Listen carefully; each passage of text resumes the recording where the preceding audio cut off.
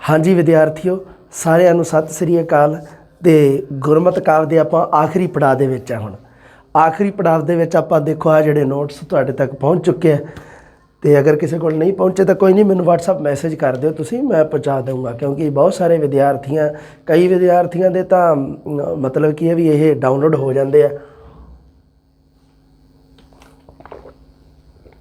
कई विद्यार्थियों के ऐप के नहीं होंगे। सो कोई गल नहीं, इशू हो जाता है कई बार। तुसीं मैसेज कर दिओ मैनूं गुरमत काव वाले अगर किसी को नहीं मिले तो।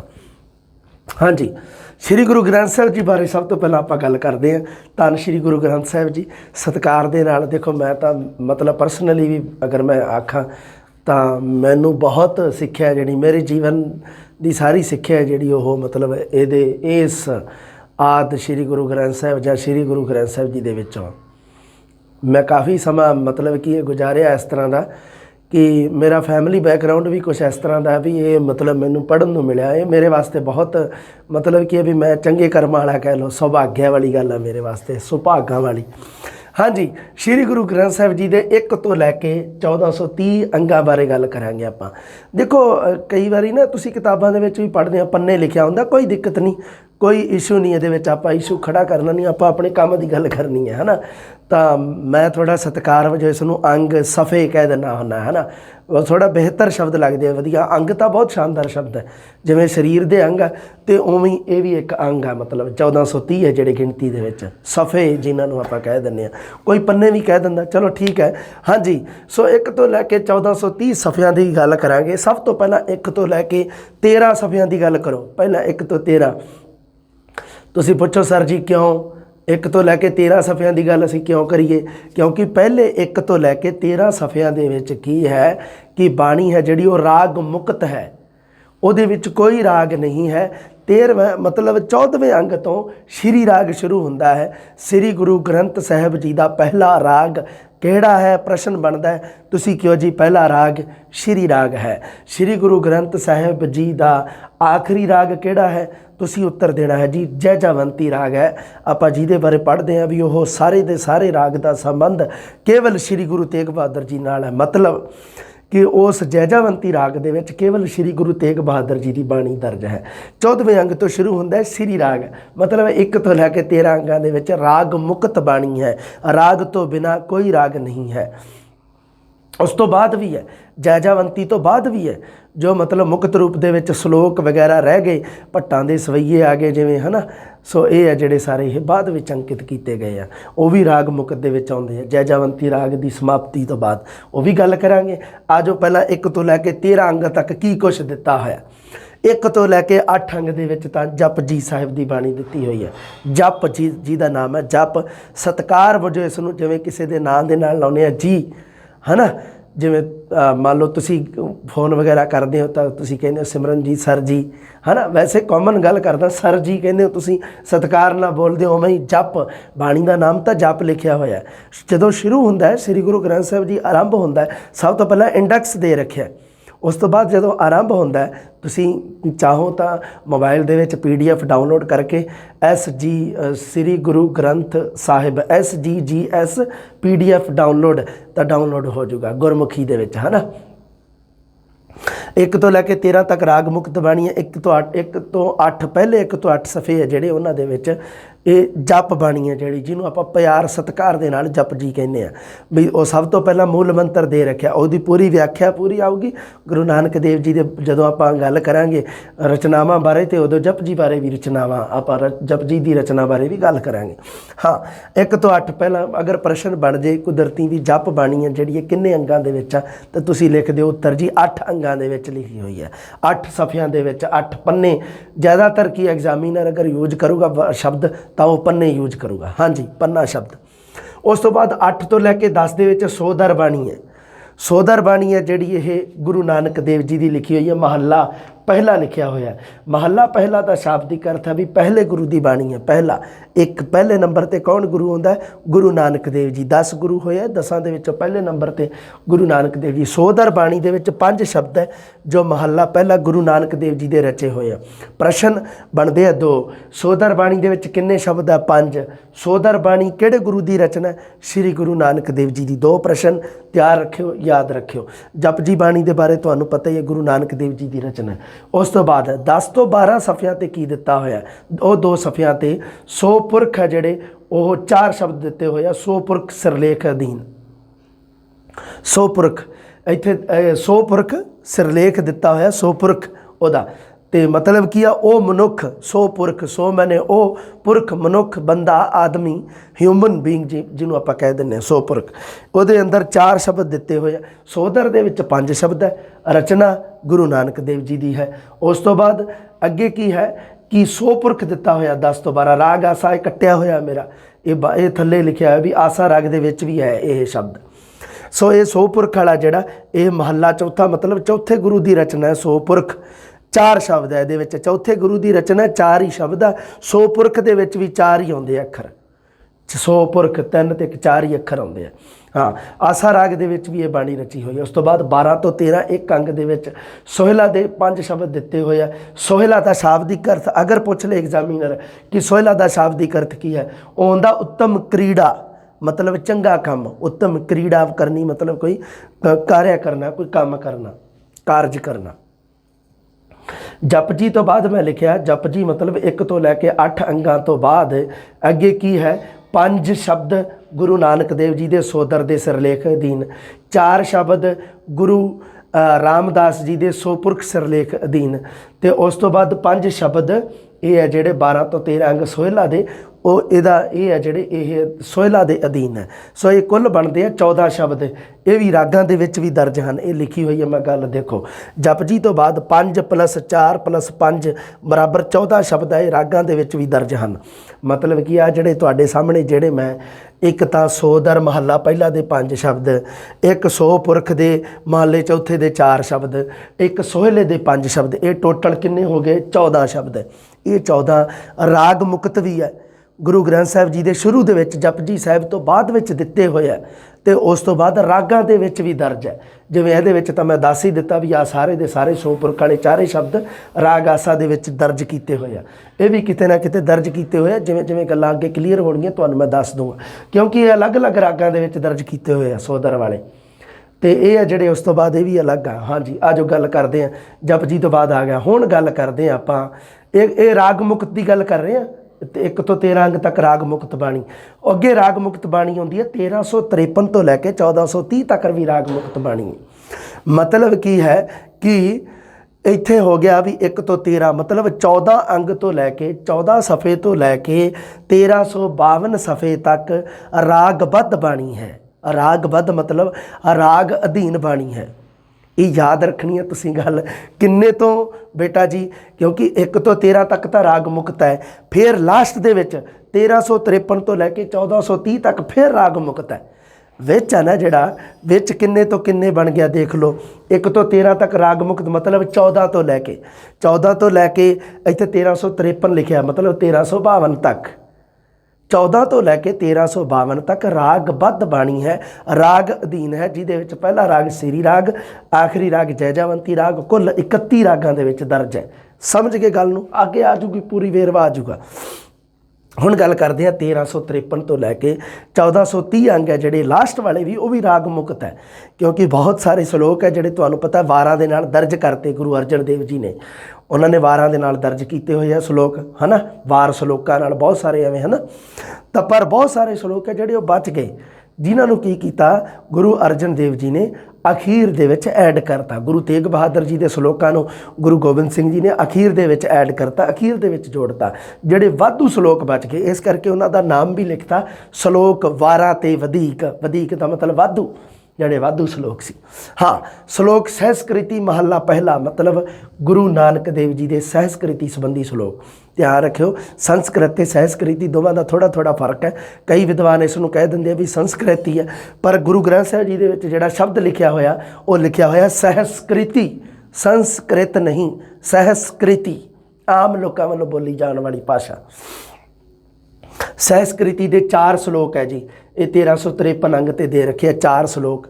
ਸ਼ਲੋਕ ਸਹਿਸਕ੍ਰਿਤੀ ਮਹੱਲਾ ਪਹਿਲਾ, ਮਤਲਬ ਗੁਰੂ ਨਾਨਕ ਦੇਵ 2 ਹੋਏ ਗੁਰੂ, ਇੱਕ ਤਾਂ ਗੁਰੂ ਨਾਨਕ ਦੇਵ, ਇੱਕ ਗੁਰੂ ਅਰਜਨ ਦੇਵ, ਦੋਨਾਂ ਗੁਰੂਆਂ ਨੇ ਸ਼ਲੋਕ ਸਹਿਸਕ੍ਰਿਤੀ ਦੇ ਵਿੱਚ ਰਚਨਾ ਕੀਤੀ ਹੈ। ਪਹਿਲਾਂ ਤਾਂ ਇਹ ਧਿਆਨ ਰੱਖਣਾ ਤੁਸੀਂ, 2 ਗੁਰੂਆਂ ਨੇ, ਗੁਰੂ ਨਾਨਕ, ਗੁਰੂ ਅਰਜਨ, ਪਹਿਲੇ ਗੁਰੂ ਨੇ, ਪੰਜਵੇਂ ਗੁਰੂ ਨੇ, ਪਹਿਲੇ ਗੁਰੂ ਨੇ, ਪੰਜਵੇਂ ਗੁਰੂ ਨੇ। ਕਿਹਦੀ ਰਚਨਾ? ਸ਼ਲੋਕ ਸਹਿਸਕ੍ਰਿਤੀ।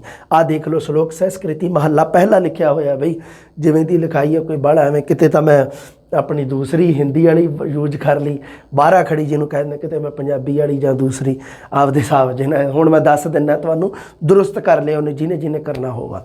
ਸ਼ਲੋਕ ਸਹਿਸਕ੍ਰਿਤੀ ਮਹੱਲਾ ਪਹਿਲਾ, ਮਤਲਬ ਪਹਿਲੇ ਗੁਰੂ ਦੀ ਰਚਨਾ। ਕਿੰਨੇ ਸ਼ਲੋਕ ਹੈ? 4 ਸ਼ਲੋਕ ਹੈ। ਉਸ ਤੋਂ ਬਾਅਦ ਅੱਗੇ ਯਾਦ ਰੱਖਣਾ, ਸ਼ਲੋਕ ਸਹਿਸਕ੍ਰਿਤੀ ਮਹੱਲਾ ਪੰਜਵਾ। ਪੰਜਵਾਂ ਮਤਲਬ ਪੰਜਵੇਂ ਗੁਰੂ, ਗੁਰੂ ਅਰਜਨ ਦੇਵ ਜੀ ਨੇ ਕਿੰਨੇ? 67 ਸ਼ਲੋਕਾਂ ਦੀ ਰਚਨਾ ਕੀਤੀ ਹੈ। ਕਿੰਨੇ? 67 ਸ਼ਲੋਕ। ਗੁਰੂ ਨਾਨਕ ਦੇਵ ਜੀ ਨੇ ਕਿੰਨੇ? 4। ਗੁਰੂ ਅਰਜਨ ਦੇਵ ਜੀ ਨੇ 67। ਗੁਰੂ ਨਾਨਕ ਦੇਵ ਜੀ 4, ਗੁਰੂ ਅਰਜਨ ਦੇਵ ਜੀ 67। ਯਾਦ ਰੱਖਿਓ। ਉਸ ਤੋਂ ਬਾਅਦ ਗਾਥਾ ਮਹੱਲਾ ਪੰਜਵਾ, ਇੱਕ ਗਾਥਾ ਆਉਂਦਾ। ਉਸ ਤੋਂ ਬਾਅਦ ਗਾਥਾ ਲਿਖੀ ਹੋਈ ਹੈ, ਜਿਹਦੇ ਵਿੱਚ ਕੀ ਹੈ? ਮਹੱਲਾ ਪੰਜਵਾਂ ਦੇ ਨਾਮ ਅਧੀਨ 1360 ਅੰਗ ਤੇ ਹੈ। ਆਜੂਗੀ ਸਾਰੀ ਬਾਣੀ ਅੱਗੇ, ਮੈਂ ਸਾਰਾ ਮਤਲਬ ਗੁਰੂ ਅਰਜਨ ਦੇਵ ਜੀ ਵਾਲੇ 'ਚ ਤੁਸੀਂ ਇਹਨੂੰ ਸਾਰੇ ਨੂੰ ਪੜ੍ਹਾਂਗੇ ਵਧੀਆ ਆਪਾਂ। ਗਾਥਾ, ਫੁਨਹੇ 1361 ਤੇ ਆ ਜਾਂਦੇ ਆ। ਉਸ ਤੋਂ ਬਾਅਦ ਚੌਬੋਲੇ ਆ ਜਾਂਦੇ ਆ। ਇਹ ਸਾਰੇ ਮਤਲਬ 5 ਦਾ ਮਤਲਬ ਪੰਜਵੇਂ ਗੁਰੂ ਦੀ ਰਚਨਾ। ਸ਼ਲੋਕ ਸਹਿਸਕ੍ਰਿਤੀ ਮਹੱਲਾ ਪੰਜਵਾਂ 67 ਸ਼ਲੋਕ ਹੈ। ਗਾਥਾ, ਫੁਨਹੇ, ਚੌਬੋਲੇ, ਇਹਨਾਂ ਦੀ ਗਿਣਤੀ ਗੁਰੂ ਅਰਜਨ ਦੇਵ ਜੀ ਦੀ ਬਾਣੀ ਦੇ ਵਿੱਚ ਲਿਖੀ ਹੋਈ ਹੈ। ਅੱਗੇ ਮੈਂ ਗਾਥਾ ਪੰਜਵੇਂ ਗੁਰੂ ਦੀ, ਫੁਨੇ ਪੰਜਵੇਂ ਗੁਰੂ ਦੇ, ਚੌਬੋਲੇ ਪੰਜਵੇਂ ਗੁਰੂ ਦੇ। ਅੱਗੇ ਅੰਗ ਵੱਧ ਰਹੇ ਆ, ਦੇਖ ਲਓ 1360, 1361, 1363। ਉਸ ਤੋਂ ਬਾਅਦ ਆ ਜਾਂਦੇ ਆ ਸ਼ਲੋਕ ਕਬੀਰ ਜੀ ਦੇ, 243 ਹੈ ਕੁੱਲ ਸ਼ਲੋਕ ਲਿਖੇ ਹੋਏ। ਸ਼ੇਖ ਫਰੀਦ ਦੇ ਨਾਮ ਹੇਠ 130 ਹੈ। ਲਓ ਜੀ 1385 ਅੰਗ ਤੇ ਪਹੁੰਚ ਗਏ ਆ। ਉਸ ਤੋਂ ਬਾਅਦ ਲਿਖਿਆ ਹੋਇਆ ਸਵਈਏ ਸ੍ਰੀ ਮੁੱਖ ਬਾਕ ਮਹੱਲਾ ਪੰਜਵਾ, ਮਤਲਬ ਪੰਜਵੇਂ ਗੁਰੂ ਦੇ ਸਵਈਏ 20 ਸਵਈਏ ਅੰਤ ਦੇ ਵਿੱਚ ਆ। ਹੋਰ ਕਿਸੇ ਗੁਰੂ ਨੇ ਸਵਈਆਂ ਦੀ ਰਚਨਾ ਨਹੀਂ ਕੀਤੀ, ਕੇਵਲ ਗੁਰੂ ਅਰਜਨ ਦੇਵ ਜੀ ਨੇ ਕੀਤੀ ਹੈ। ਸਵਈਏ ਸ੍ਰੀ ਮੁੱਖ ਬਾਕ ਮਹੱਲਾ ਪੰਜਵਾ, 20 ਸਵਈਏ ਅੰਕਿਤ ਕੀਤੇ ਹੋਏ ਆ, 20 ਸਵਈਏ, ਧਿਆਨ ਰੱਖਿਓ, ਹੋਰ ਕਿਸੇ ਗੁਰੂ ਨੇ ਨਹੀਂ। ਅੱਗੇ ਭੱਟਾਂ ਦੇ ਸਵਈਏ ਚੱਲ ਪੈਂਦੇ ਆ। ਆਪਾਂ ਲਿਖਿਆ ਸੀ 11ਵੀਂ ਵਾਲੀ ਕਿਤਾਬ ਦੇ ਵਿੱਚ ਵੀ, ਆਪਾਂ ਨੂੰ ਪਤਾ ਵੀ 11 ਭੱਟਾਂ ਦੇ 123 ਸਵਈਏ। ਕਿੰਨੇ ਤੋਂ? 1389 ਤੋਂ 1409 ਤੱਕ ਹੈ। ਸ਼ਲੋਕ 12 ਤੇ ਵਧੀਕ, ਵਧੀਕ ਹੈ। ਆਹ ਵਧੀਕ ਮਤਲਬ ਵਾਧੂ, ਵਧੀਕ ਵਾਧੂ ਸ਼ਲੋਕ ਉਹ ਹੈ ਜਿਹੜੇ 152 ਹੈ ਉਹਨਾਂ ਦੀ ਗਿਣਤੀ। ਇਹਦੇ ਵਿੱਚ ਇਹ ਵੀ ਤੁਹਾਨੂੰ ਅੱਗੇ ਦੱਸ ਦੂੰਗਾ ਮੈਂ। ਸ਼ਲੋਕ 12 ਤੇ ਵਧੀਕ ਦੇ ਤੁਹਾਨੂੰ ਮਿਲ ਗਿਆ ਹੋਊਗਾ ਹੈ ਨਾ, ਵੀ 12 ਤੇ ਵਧੀਕ ਦੇ ਵਿੱਚ ਕਿਹੜੇ ਗੁਰੂ ਦੇ ਕਿੰਨੇ ਆ ਅਤੇ ਕਿਹੜੇ ਗੁਰੂਆਂ ਨੇ ਉਹਦੇ ਵਿੱਚ ਰਚਨਾ ਕੀਤੀ ਵੀ ਹੈ। ਸ਼ਲੋਕ 12 ਤੇ ਵਧੀਕ ਦੇ ਵਿੱਚ ਕਿਹੜੇ ਗੁਰੂਆਂ ਦੇ ਸ਼ਲੋਕ ਅੰਕਿਤ ਆ ਅਤੇ ਕਿੰਨੇ ਕਿੰਨੇ ਆ, ਇਹ ਵੀ ਗੱਲ ਆ ਜੂਗੀ ਅੱਗੇ। ਫਿਰ ਸ਼ਲੋਕ ਮਹੱਲਾ 9ਵਾਂ, 57 ਸ਼ਲੋਕ ਹੈ ਨਾ। ਆਪਾਂ ਪੜ੍ਹਦੇ ਹਾਂ ਵੀ ਗੁਰੂ ਤੇਗ ਬਹਾਦਰ ਜੀ ਮਹੱਲਾ 9ਵਾਂ, ਮਤਲਬ 9ਵੇਂ ਗੁਰੂ ਕੌਣ ਹੈ? ਗੁਰੂ ਤੇਗ ਬਹਾਦਰ। ਗੁਰੂ ਤੇਗ ਬਹਾਦਰ ਜੀ ਦੇ ਕਿੰਨੇ ਸ਼ਲੋਕ ਅੰਕਿਤ ਕੀਤੇ ਹੋਏ ਆ? 57, 1426 ਤੋਂ 1429 ਤੱਕ। ਉਸ ਤੋਂ ਬਾਅਦ ਮੁੰਦਾਵਣੀ ਮਹੱਲਾ ਪੰਜਵਾ ਤੇ ਸ਼ਲੋਕ ਮਹੱਲਾ ਪੰਜਵਾ, ਇਹ ਸਮਾਪਤੀ ਸੂਚਕ ਦੇ ਸ਼ਲੋਕ ਹੈ। ਇਹ 1429 ਤੇ ਦੇ ਰੱਖਿਆ, 1430 ਤੇ ਰਾਗਮਾਲਾ ਦੇ ਰੱਖੀ ਆ। ਅੰਤ ਦੇ ਵਿੱਚ, ਸਭ ਤੋਂ ਅੰਤ ਦੇ ਵਿੱਚ ਰਾਗਮਾਲਾ, ਮਤਲਬ ਰਾਗਾਂ ਦੀ ਮਾਲਾ, ਰਾਗਾਂ ਦੀ ਲੜੀ, ਇਹ ਹੈ ਜਿਹੜੀ ਸਭ ਤੋਂ ਲਾਸਟ ਦੇ ਵਿੱਚ ਮੁੰਦਾਵਣੀ ਮਹੱਲਾ ਪੰਜਵਾਂ ਤੇ ਸ਼ਲੋਕ ਮਹੱਲਾ ਪੰਜਵਾਂ। ਇਹਨਾਂ ਦਾ ਤਾਂ ਪਤਾ ਹੈ, ਮੁੰਦਾਵਣੀ ਮਹੱਲਾ ਪੰਜਵਾਂ ਦਾ ਮਤਲਬ ਕੀ ਹੈ? ਮੁੰਦਾਵਣੀ ਦੀ ਰਚਨਾ ਜਿਹੜੀ ਉਹ ਗੁਰੂ ਪੰਜਵੇਂ ਪਾਤਸ਼ਾਹ ਗੁਰੂ ਅਰਜਨ ਦੇਵ ਜੀ ਨੇ ਕੀਤੀ ਹੈ। ਉਸ ਤੋਂ ਬਾਅਦ ਇੱਕ ਸ਼ਲੋਕ ਅੰਕਿਤ ਕੀਤਾ ਗਿਆ ਜੋ ਗੁਰੂ ਅਰਜਨ ਦੇਵ ਜੀ ਦੀ ਰਚਨਾ, ਪਰ ਰਾਗਮਾਲਾ ਜਿਹੜੀ ਉਹਦੀ ਰਚਨਾ ਦਾ ਪਤਾ ਨਹੀਂ ਵੀ ਕਿਹਨੇ ਕੀਤੀ ਹੈ। ਇਸ 'ਤੇ ਵੀ ਵਿਚਾਰ ਚਰਚਾ ਕਰਾਂਗੇ ਆਪਾਂ। ਹੁਣ ਜਿਹੜੇ ਆ ਸ਼ਲੋਕ ਮਹੱਲਾ 9ਵਾਂ ਗੁਰੂ ਤੇਗ ਬਹਾਦਰ ਜੀ ਦੇ 57 ਸ਼ਲੋਕ, 59 ਸ਼ਬਦ ਹੈ ਜਿਹੜੇ ਅੰਕਿਤ ਕੀਤੇ ਹੋਏ ਆ। ਪਤਾ ਤੁਹਾਨੂੰ 57 ਸ਼ਲੋਕ ਕਿੱਥੇ ਅੰਕਿਤ ਕੀਤੇ ਹੋਏ ਆ? 1426 ਤੋਂ 1429 ਤੱਕ ਹੈ। ਲਓ ਜੀ ਹੁਣ ਆ ਗਏ ਰਾਗਾਂ ਦੀ ਗੱਲ ਕਰਦੇ ਹਾਂ ਆਪਾਂ। ਹੁਣ ਵਿੱਚ ਰਾਗ ਜਿਹੜੇ ਰਾਗ ਬੱਧ ਬਾਣੀ ਹੈ ਜਿਹੜੀ ਵਿੱਚ, ਇਹ ਤਾਂ ਰਾਗ ਮੁਕਤ ਬਾਣੀ ਹੈ। ਵਿੱਚ ਕੀ ਰਹਿ ਗਿਆ? 14 ਸਫੇ ਤੋਂ ਲੈ ਕੇ 1352 ਤੱਕ ਕੀ ਕੁਛ ਹੈ, ਕਿਹੜੇ ਕਿਹੜੇ ਰਾਗ ਹੈ? ਸਭ ਤੋਂ ਪਹਿਲਾਂ ਸਿਰੀ ਰਾਗ ਹੈ। ਹੁਣ ਤੁਸੀਂ ਧਿਆਨ ਰੱਖਣਾ ਵੀ ਇੱਕ ਤਾਂ ਕੀ ਹੈ ਵੀ ਸਿਰੀ ਰਾਗ ਦੇ ਵਿੱਚ ਨਾ ਵਿੱਚ ਮੈਂ ਪਤਾ ਕੀ ਕੀਤਾ, ਵੈਸੇ ਤਾਂ ਰਾਗ ਹੀ ਦੱਸੇ ਆ ਇੱਥੇ ਤਾਂ ਵੀ ਸਿਰੀ ਰਾਗ ਆ, ਉਸ ਤੋਂ ਬਾਅਦ ਮਾਝ ਆ, ਫਿਰ ਗੌੜੀ ਆ। ਵਿੱਚ ਨਾ ਮੈਂ ਮੇਨ ਬਾਣੀਆਂ ਸੀ ਨਾ ਜਿਹੜੀਆਂ, ਮਤਲਬ ਕਿ ਕੋਈ ਲੋਕ ਕਾਵ ਨਾਲ ਸੰਬੰਧਿਤ ਬਾਣੀ ਹੈ ਜਾਂ ਕੋਈ ਫੇਮਸ ਬਾਣੀ ਹੈ, ਉਹਦੀ ਮੈਂ ਵਿੱਚ ਤੁਹਾਨੂੰ ਨਾਲ ਥੋੜ੍ਹਾ ਵੇਰਵਾ ਪਾਤਾ। ਮੈਂ ਕਿਹਾ ਚਲੋ ਇਹ ਨਾ ਵਿੱਚ ਵੈਸੇ ਹੀ ਤੁਹਾਨੂੰ ਨੌਲੇਜ ਰਹੂਗਾ ਇਸ ਗੱਲ ਦਾ। ਹੁਣ ਤੁਸੀਂ ਜਦੋਂ ਯਾਦ ਕਰੋਗੇ ਸਿਰੀ ਰਾਗ ਨੂੰ ਤਾਂ ਉਦੋਂ ਤੁਹਾਨੂੰ ਪਤਾ ਲੱਗੂ ਵੀ ਪਹਿਰੇ ਸਿਰੀ ਰਾਗ ਦੇ ਵਿੱਚ ਰਚਨਾ ਕੀਤੀ ਗਈ ਆ।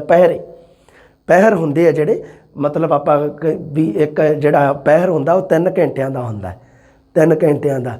ਤੇ ਮਤਲਬ ਕੀ ਹੈ ਵੀ 24 ਘੰਟਿਆਂ ਦੇ ਵਿੱਚ 8 ਪਹਿਰ ਆਪਣੀ ਇੱਕ ਕਿਤਾਬ ਵੀ ਲੱਗਦੀ ਹੈ 8 ਪਹਿਰ ਹੈ ਨਾ 8 ਪਹਿਰ ਮਤਲਬ 24 ਘੰਟੇ 8 ਤੀਆ 24 ਹੁੰਦੇ ਆ ਇੱਕ ਪਹਿਰ 3 ਘੰਟਿਆਂ ਦਾ। ਸੋ ਉਸ ਪਹਿਰਾ ਮਤਲਬ ਇੱਕ ਸਮੇਂ ਨੂੰ ਸਮਾਂ ਸੂਚਕ ਹੈ ਸਮੇਂ ਸੂਚਕ ਹੈ ਜਿਵੇਂ ਹੁੰਦੇ ਆ ਮਿੰਟ ਸਕਿੰਟ ਘੰਟੇ ਦਿਨ ਵਾਰ ਉਵੇਂ ਹੀ ਇੱਕ ਪਹਿਰੇ ਆ ਸਮਾਂ ਸੂਚਕ ਹੈ।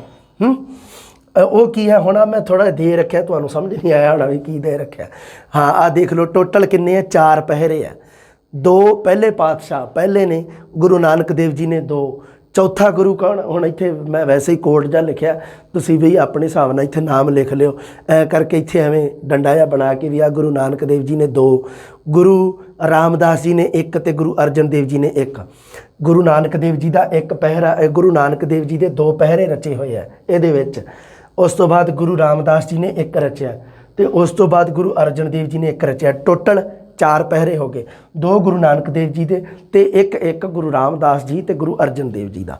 ਹੁਣ ਅੱਗੇ ਇੱਕ ਗੱਲ ਸ੍ਰੀ ਰਾਗ ਦੇ ਵਿੱਚ ਵਣਜਾਰਾ ਸਿਰਲੇਖ ਅਧੀਨ ਮਹੱਲਾ ਚੌਥਾ ਲਿਖਿਆ ਹੋਇਆ ਬਾਈ ਇਹ ਮੈਂ ਹਿੰਦੀ ਵਾਲਾ ਹੀ ਲਿਖਤਾ 4 ਮਤਲਬ ਆਪਣੀ ਹਿੰਦੀ ਵਾਲੀ ਜਿਹੜੇ ਨਾਲ ਸੰਬੰਧਿਤ ਜਿਹੜੀ ਵਰਨਮਾਲਾ 4 ਇਹਨੂੰ ਕਿਤੇ 5 ਨਾ ਸਮਝ ਲਿਓ ਇੱਥੇ ਮੈਂ ਦੂਜੇ ਹਿੰਦੀ ਵਾਲੇ ਜ਼ਿਆਦਾਤਰ ਵਰਤੇ ਦੱਸਦਾ ਜਾਊਂਗਾ ਜਿੱਥੇ ਜਿੱਥੇ ਉੱਥੇ ਤੁਸੀਂ ਮਿਸਟੇਕ ਦੂਰ ਕਰਦੇ ਜਾਇਓ ਹੈ ਨਾ। ਵਣਜਾਰਾ ਸਿਰਲੇਖ ਅਧੀਨ ਇੱਕ ਬਾਣੀ ਦਰਜ ਕੀਤੀ ਗਈ ਹੈ ਉਹ ਗੁਰੂ ਕਿਹਦੀ ਹੈ ਗੁਰੂ ਰਾਮਦਾਸ ਜੀ ਦੀ ਸ੍ਰੀ ਰਾਗ ਦੇ ਵਿੱਚ ਆ। ਪਹਿਲਾਂ ਤਾਂ ਆਹ ਚੇਤੇ ਰੱਖਿਓ ਵੀ ਵਣਜਾਰਾ ਕਿਹੜੇ ਰਾਗ ਦੇ ਵਿੱਚ ਹੈ ਸ੍ਰੀ ਰਾਗ ਦੇ ਵਿੱਚ। ਵਣਜਾਰਾ ਬਾਣੀ ਕਿਹਨੇ ਰਚੀ ਹੈ ਗੁਰੂ ਰਾਮਦਾਸ ਜੀ ਨੇ। 2 ਪ੍ਰਸ਼ਨ। ਅੱਛਾ ਹੁਣ ਆ ਗਿਆ ਅਗਲਾ ਰਾਗ ਪਹਿਲਾ ਸ੍ਰੀ ਰਾਗ ਹੈ ਸ੍ਰੀ ਗੁਰੂ ਗ੍ਰੰਥ ਸਾਹਿਬ ਜੀ ਦੇ ਪਹਿਲਾ ਰਾਗ ਕਿਹੜਾ ਹੈ ਜੀ ਸ੍ਰੀ ਰਾਗ। ਸ੍ਰੀ ਗੁਰੂ ਗ੍ਰੰਥ ਸਾਹਿਬ ਜੀ ਦੇ ਵਿੱਚ ਆਖਰੀ ਰਾਗ ਕਿਹੜਾ ਹੈ ਜੀ ਜੈ ਜੈਵੰਤੀ ਰਾਗ। ਕੁੱਲ ਕਿੰਨੇ ਰਾਗ ਹੈ ਜੀ 31 ਰਾਗ ਹੈ ਜੀ 31 ਰਾਗਾਂ ਦੇ ਵਿੱਚ ਬਾਣੀ ਦਰਜ ਹੈ। ਉਸ ਤੋਂ ਬਾਅਦ ਅਗਲਾ ਰਾਗ ਹੈ ਰਾਗ ਮਾਝ। ਮਾਝ ਰਾਗ ਦੇ ਵਿੱਚ ਇੱਕ ਤਾਂ 12 ਮਾਹ ਜਿਹੜੀ ਆਪਾਂ ਪੜ੍ਹਦੇ ਹਾਂ ਦੇਖੋ 12 ਮਾਹ ਆਪਾਂ ਪੜ੍ਹਦੇ ਹਾਂ 2 ਸ਼੍ਰੀ ਗੁਰੂ ਗ੍ਰੰਥ ਸਾਹਿਬ ਦੇ ਵਿੱਚ 2 12 ਮਾਹ ਅੰਕਿਤ ਆ। 12 ਮਾਹ ਦਾ ਮਤਲਬ ਹੈ ਕਿ 12 ਮਤਲਬ ਕਿ ਇਹ ਸਾਲ ਦੇ ਜਿਹੜੇ 12 ਦੇਸੀ ਮਹੀਨੇ ਅੰਗਰੇਜ਼ੀ ਮਹੀਨੇ ਨਹੀਂ ਦੇਸੀ ਮਹੀਨੇ ਚੇਤ ਵਿਸਾਖ ਜੇਠ ਹਾੜ ਸੌਣ ਭਾਦੋਂ ਅੱਸੂ ਕੱਤਾ ਮੱਘਰ ਪੋਹ ਮਾਘ ਫੱਗਣ ਇਹ ਦੇਸੀ ਮਹੀਨੇ ਆ। ਇਹਨਾਂ ਨੂੰ ਆਧਾਰ ਬਣਾ ਕੇ ਇੱਕ ਰਚਨਾ ਰਚੀ ਜਾਂਦੀ ਹੈ ਜਿਸ ਨੂੰ ਆਪਾਂ ਕਹਿੰਦੇ ਹਾਂ ਕਿ 12 ਮਾਹ। ਜਿਵੇਂ 7 ਵਾਰਾਂ ਮਤਲਬ ਹਫ਼ਤੇ ਦੇ 7 ਵਾਰਾਂ ਨੂੰ ਆਧਾਰ ਬਣਾ ਕੇ ਰਚੀ ਹੋਈ ਰਚਨਾ। ਉੱਪਰ ਪਹਿਰੇ ਮਤਲਬ ਕੀ ਹੈ ਵੀ 3 ਘੰਟੇ ਮਤਲਬ ਇੱਕ ਪਹਿਰ ਨੂੰ ਆਧਾਰ ਬਣਾ ਕੇ ਜਾਂ 8 ਪਹਿਰਾਂ ਨੂੰ ਆਧਾਰ ਬਣਾ ਕੇ ਜਾਂ 4 ਪਹਿਰਾਂ ਨੂੰ ਕਿਉਂਕਿ ਜ਼ਿਆਦਾਤਰ 12 ਮਤਲਬ ਕਿ ਪੂਰੇ ਦਿਨ ਦਾ ਇੱਕ ਬਣਾਇਆ ਜਾਂਦਾ ਸੀ ਜਾਂ ਪੂਰੀ ਰਾਤ ਦਾ ਉਸ ਹਿਸਾਬ ਨਾਲ ਉਹ ਪਹਿਰਿਆਂ ਨੂੰ ਆਧਾਰ ਬਣਾ ਕੇ ਉਸ ਸਮੇਂ ਸੂਚਕ ਨੂੰ ਆਧਾਰ ਬਣਾ ਕੇ ਰਚੀ ਹੋਈ ਰਚਨਾ ਨੂੰ ਆਪਾਂ ਕਹਿੰਦੇ ਹਾਂ ਪਹਿਰੇ। ਉਵੇਂ ਹੀ 12 ਮਾਹ ਦਿਨ ਰਹਿਣ ਮਤਲਬ ਦਿਨ ਤੇ ਰਾਤ ਨੂੰ ਆਧਾਰ ਬਣਾ ਕੇ ਰਚੀ ਹੋਈ ਰਚਨਾ ਦਿਨ ਰਹਿਣ। ਦਿਨ ਮਤਲਬ ਦਿਨ ਹੀ ਹੁੰਦਾ ਪਤਾ ਹੀ ਹੈ ਰਹਿਣ ਮਤਲਬ ਰਾਤਰੀ। 12 ਮਾਹ ਮਹੱਲਾ 5ਵਾਂ ਲਿਖਿਆ ਹੋਇਆ ਇੱਥੇ ਤਾਂ ਹੈਗੀ ਆ ਗੁਰੂ ਅਰਜਨ ਦੇਵ ਜੀ ਦੀ ਰਚਨਾ ਰਾਗ ਮਾਝ ਦੇ ਵਿੱਚ 12 ਮਾਹ। 12 ਮਾਹ ਮੈਂ ਤੁਹਾਨੂੰ ਕਿਹਾ 2 ਇੱਕ ਕਿਹਦੀ ਹੈ ਜੀ ਇੱਕ ਹੈਗੀ ਆ ਗੁਰੂ ਨਾਨਕ ਦੇਵ ਜੀ ਦੀ 12 ਮਾਹ ਤੁਖਾਰੀ ਮਤਲਬ ਤੁਖਾਰੀ ਰਾਗ ਦੇ ਵਿੱਚ ਹੈ। 12 ਮਾਹ ਦੋਨਾਂ ਦੀ ਗੱਲ ਕਰਾਂਗੇ ਆਪਾਂ।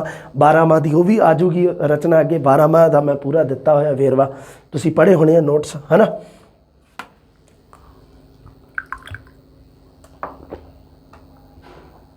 ਹਾਂਜੀ 12 ਮਾਹ ਮਾਝ ਰਾਗ ਦੇ ਵਿੱਚ 12 ਮਾਹ 5ਵੇਂ ਪਾਤਸ਼ਾਹ ਦੀ ਹੈ ਗੁਰੂ ਅਰਜਨ ਦੇਵ ਜੀ। ਧਿਆਨ ਰੱਖਿਓ ਗੁਰੂ ਅਰਜਨ ਦੇਵ ਜੀ ਦੀ 12 ਮਾਹ ਜਿਹੜੀ ਰਚੀ ਹੋਈ ਹੈ ਕਿਹੜੇ ਰਾਗ ਦੇ ਵਿੱਚ ਹੈ ਉਹ ਹੈਗੀ ਹੈ ਮਾਝ ਰਾਗ ਦੇ ਵਿੱਚ। ਗੁਰੂ ਨਾਨਕ ਦੇਵ ਜੀ ਦੀ 12 ਮਾਹ ਜਿਹੜੀ ਉਹ ਰਚੀ ਹੋਈ ਹੈ ਜੀ ਤੁਖਾਰੀ ਰਾਗ ਦੇ ਵਿੱਚ। ਪ੍ਰਸ਼ਨ ਐ ਵੀ ਬਣ ਸਕਦਾ ਵੀ ਕਿਹੜੇ ਗੁਰੂ ਨੇ 12 ਮਾਹ ਜਿਹੜੀ 12 ਮਾਹ ਦੀ ਰਚਨਾ ਨਹੀਂ ਕੀਤੀ। ਤਾਂ ਇਸ ਤਰ੍ਹਾਂ ਅਗਰ ਪ੍ਰਸ਼ਨ ਬਣੇ ਜਾਂ ਕਿਹੜੇ ਗੁਰੂ ਨੇ ਕੀਤੀ ਹੈ ਤਾਂ ਤੁਸੀਂ 2 ਗੁਰੂਆਂ ਦਾ ਨਾਮ ਚੇਤੇ ਰੱਖਣਾ। 12 ਮਾਹ ਦੀ ਜਦੋਂ ਵੀ ਗੱਲ ਆਵੇ ਤਾਂ 2 ਗੁਰੂਆਂ ਨੇ ਕੀਤੀ ਹੈ ਗੁਰੂ ਨਾਨਕ ਦੇਵ ਗੁਰੂ ਅਰਜਨ ਦੇਵ। ਰਾਗ ਅਲੱਗ-ਅਲੱਗ ਹੈ ਦੋਨਾਂ ਦੇ। ਗੁਰੂ ਅਰਜਨ ਦੇਵ ਜੀ ਦਾ ਮਾਝ ਰਾਗ ਹੈ ਗੁਰੂ ਨਾਨਕ ਦੇਵ ਜੀ ਦਾ ਤੁਖਾਰੀ ਰਾਗ ਹੈ। ਇੱਕ ਰਾਗ ਮਾਝ ਦੇ ਵਿੱਚ ਇੱਕ ਰਚਨਾ ਹੋਰ ਹੈ ਦਿਨ ਰੈਣ। ਇਹ ਵੀ ਗੁਰੂ ਅਰਜਨ ਦੇਵ ਜੀ ਦੀ ਰਚਨਾ। ਦਿਨ ਰੈਣ ਕਿਹੜੇ ਗੁਰੂ ਨੇ ਰਚੀ ਹੈ ਜੀ ਕਿਸ ਗੁਰੂ ਨੇ ਜੀ ਗੁਰੂ ਅਰਜਨ ਦੇਵ ਜੀ ਨੇ। ਕਿਹੜੇ ਰਾਗ ਦੇ ਵਿੱਚ ਮਾਝ ਰਾਗ ਦੇ ਵਿੱਚ। ਅਗਲਾ ਰਾਗ ਹੈ ਗੌੜੀ। ਗੌੜੀ ਰਾਗ ਦੇ ਵਿੱਚ ਇੱਕ ਹੈਗੀ ਆ ਮਹੱਲਾ ਚੌਥਾ ਮਤਲਬ ਗੁਰੂ ਰਾਮਦਾਸ ਜੀ ਦੀ। 4 ਨੰਬਰ 'ਤੇ ਗੁਰੂ ਕੌਣ ਹੈ ਗੁਰੂ ਨਾਨਕ ਗੁਰੂ ਅੰਗਦ ਗੁਰੂ ਅਮਰ ਗੁਰੂ ਰਾਮ। ਗੁਰੂ ਰਾਮਦਾਸ ਜੀ ਦੀ ਰਚਨਾ ਕਰਹਲੇ। ਕਰਹਲੇ ਕਿਹਾ ਜਾਂਦਾ ਊਠਾਂ ਨੂੰ ਊਠਾਂ ਵਾਲਿਆਂ ਨੂੰ ਕਰਹਲੇ ਹੈ ਨਾ ਕਰਹਲੇ। ਕਰਹਲੇ ਊਠ ਨੂੰ ਹੀ ਕਿਹਾ ਜਾਂਦਾ, ਕਰਹਲੇ ਦਾ ਸ਼ਾਬਦਿਕ ਅਰਥ ਊਠ। ਸੋ ਉਹ ਹੈ ਜਿਹੜੀ ਇੱਕ ਰਚਨਾ, ਮਤਲਬ ਕੀ ਹੈ, ਇੱਕ ਇਹ ਹੈਗੀ ਹੈ ਰਚਨਾ ਗੌੜੀ ਰਾਗ ਦੇ ਵਿੱਚ ਆ। ਕਰਹਲੇ ਕਿਹੜੇ ਰਾਗ ਦੇ ਵਿੱਚ ਆ? ਗੌੜੀ ਰਾਗ ਦੇ ਵਿੱਚ। ਕਿਹੜੇ ਗੁਰੂ ਦੀ ਹੈ? ਗੁਰੂ ਰਾਮਦਾਸ ਜੀ ਦੀ। ਉਸ ਤੋਂ ਬਾਅਦ ਇੱਕ 52 ਅੱਖਰੀ ਦੇ ਰੱਖੀ ਹੈ, ਮਹੱਲਾ ਪੰਜਵਾਂ, ਮਤਲਬ ਗੁਰੂ ਅਰਜਨ ਦੇਵ ਜੀ ਦੀ ਰਚਨਾ ਹੈ 52 ਅੱਖਰੀ। 52 ਅੱਖਰੀ ਗੌੜੀ ਰਾਗ ਦੇ ਵਿੱਚ ਹੈ। ਅੱਛਾ, ਤੁਸੀਂ ਕਹੋਗੇ ਜੀ 52 ਅੱਖਰੀ ਕਿਸੇ ਹੋਰ ਨੇ ਵੀ ਰਚੀ ਹੈ ਕਿ? ਬਿਲਕੁਲ, 2 ਜਾਣਿਆਂ ਨੇ ਰਚੀ ਹੈ। ਇੱਕ ਗੁਰੂ ਅਰਜਨ ਦੇਵ ਜੀ, ਇੱਕ ਭਗਤ ਕਬੀਰ ਜੀ ਨੇ। ਭਗਤ ਕਬੀਰ ਜੀ ਦੀ 52 ਅੱਖਰੀ ਵੀ ਗੌੜੀ ਰਾਗ ਦੇ ਵਿੱਚ ਹੀ ਹੈ। ਚਲੋ ਇਹ ਤਾਂ ਸੌਖਾ ਹੋ ਗਿਆ। ਹਾਂ, ਭਾਸ਼ਾ ਦਾ ਫਰਕ ਹੋ ਸਕਦਾ ਹੈ ਜਾਂ ਹੋਰ ਵੀ ਸ਼ਬਦਾਂ ਦਾ, ਅੱਗੇ ਆ ਜਾਊਗਾ। 52 ਅੱਖਰੀ ਤੇ ਇੱਕ ਸਪੈਸ਼ਲ ਬਣੂਗੀ ਤੁਹਾਡੀ, ਵਧੀਆ ਬਣਾ ਕੇ ਤੁਹਾਨੂੰ ਦੱਸ ਦੂੰਗਾ। ਪ੍ਰਸ਼ਨ ਜ਼ਰੂਰ ਆਉਣਗੇ, ਬਸ ਯਾਦ ਰੱਖਣਾ ਹੈ ਨਾ। 52 ਅੱਖਰੀ ਜਿਹੜੀ ਗੁਰੂ ਅਰਜਨ ਦੇਵ ਜੀ ਦੀ ਲਿਖੀ ਹੋਈ ਹੈ, ਕਿਹੜੀ ਹੈ? ਗੌੜੀ ਰਾਗ ਦੇ ਵਿੱਚ ਲਿਖੀ। ਕਿਹੜੇ ਰਾਗ ਦੇ ਵਿੱਚ? ਗੌੜੀ ਰਾਗ ਦੇ ਵਿੱਚ। ਗੁਰੂ ਪੰਜਵੇਂ ਪਾਤਸ਼ਾਹ ਨੇ, ਗੁਰੂ ਅਰਜਨ ਦੇਵ ਜੀ ਨੇ। 55 ਪੌੜੀਆਂ, 57 ਸਲੋਕ ਹੈ ਵਿੱਚ, 52 ਅੱਖਰੀ ਦੇ ਵਿੱਚ ਲਿਖੀ ਹੋਈ ਹੈ। ਆ 52 ਅੱਖਰੀ ਤੋਂ ਬਾਅਦ ਹੀ ਤਾਂ ਸੁਖਮਨੀ ਸਾਹਿਬ ਚੱਲ ਪੈਂਦਾ ਹੈ। 52 ਅੱਖਰੀ ਤੋਂ ਬਾਅਦ ਤੁਹਾਨੂੰ ਨਿਸ਼ਾਨੀ ਵਾਸਤੇ ਦੱਸ ਦੇਣਾ, ਕਿਉਂਕਿ ਮੈਂ ਤਾਂ ਅਕਸਰ ਮਤਲਬ ਜਦੋਂ ਮੈਨੂੰ ਸਮਾਂ ਮਿਲਦਾ ਮੈਂ ਸ਼੍ਰੀ ਗੁਰੂ ਗ੍ਰੰਥ ਸਾਹਿਬ ਜੀ ਜ਼ਰੂਰ ਪੜ੍ਹਦਾ ਹੁੰਦਾ ਬਾਣੀ। ਤੁਸੀਂ ਜ਼ਰੂਰ ਪੜ੍ਹਦੇ ਰਿਹਾ ਕਰੋ। ਬੜਾ ਮਤਲਬ ਆਧੁਨਿਕ ਜੀਵਨ 'ਤੇ ਪੂਰੀ ਖਰੀ ਉਤਰਦੀ ਹੈ ਬਾਣੀ, ਜਿਹੜੀ ਉਹ ਯੂਨੀਵਰਸਲ ਹੈ, ਹਮੇਸ਼ਾ ਸੱਚਾਈ ਹੈ ਉਹਦੇ ਵਿੱਚ ਲਿਖੀ ਹੋਈ। ਉਸ ਨੂੰ ਕਦੇ ਵੀ ਝੁਠਲਾਇਆ ਨਹੀਂ ਜਾ ਸਕਦਾ, ਤੁਸੀਂ ਕਿੰਨਾ ਵੀ ਕਰ ਲਓ, ਉਹ ਆਖਰੀ ਸੱਚਾਈ ਲਿਖੀ ਹੋਈ ਹੈ ਉਹਦੇ ਵਿੱਚ। ਹਾਂ, ਅੱਗੇ ਸੁਖਮਣੀ ਮਹੱਲਾ ਪੰਜਵਾਂ, ਸੁਖਮਣੀ ਸਾਹਿਬ ਜੀ ਦੀ ਬਾਣੀ ਚੱਲ ਪੈਂਦੀ ਹੈ ਅੱਗੇ। 24 ਸਲੋਕ ਲਿਖੇ ਹੋਏ ਆ। 24 ਸਲੋਕ ਹੈ ਅਤੇ 24 ਅਸ਼ਟਪਦੀਆਂ। 24 ਸਲੋਕ ਅਤੇ ਅਸ਼ਟਪਦੀਆਂ, ਮਤਲਬ 24 ਸਲੋਕ ਹੈ, 24 ਅਸ਼ਟਪਦੀਆਂ। ਅਸ਼ਟਪਦੀਆਂ ਮਤਲਬ 8 ਪਦੇ। ਇੱਕ ਹੁੰਦੀ ਹੈ 2 ਪਦੇ, ਮਤਲਬ 2 ਪਦਿਆਂ ਵਾਲੀ ਰਚਨਾ। 3 ਪਦੇ, 3 ਪਦਿਆਂ ਵਾਲੀ ਰਚਨਾ। ਜਾਂ 3 ਪਦੇ ਕਿਤੇ ਲਿਖਿਆ, ਕਿਤੇ 4 ਪਦੇ, 5 ਪਦੇ, 6 ਪਦੇ, ਅਤੇ ਉਵੇਂ ਹੀ ਇੱਕ ਹੁੰਦੇ ਆ ਅਸ਼ਟਪਦੀਆਂ। 8 ਪਦੇ।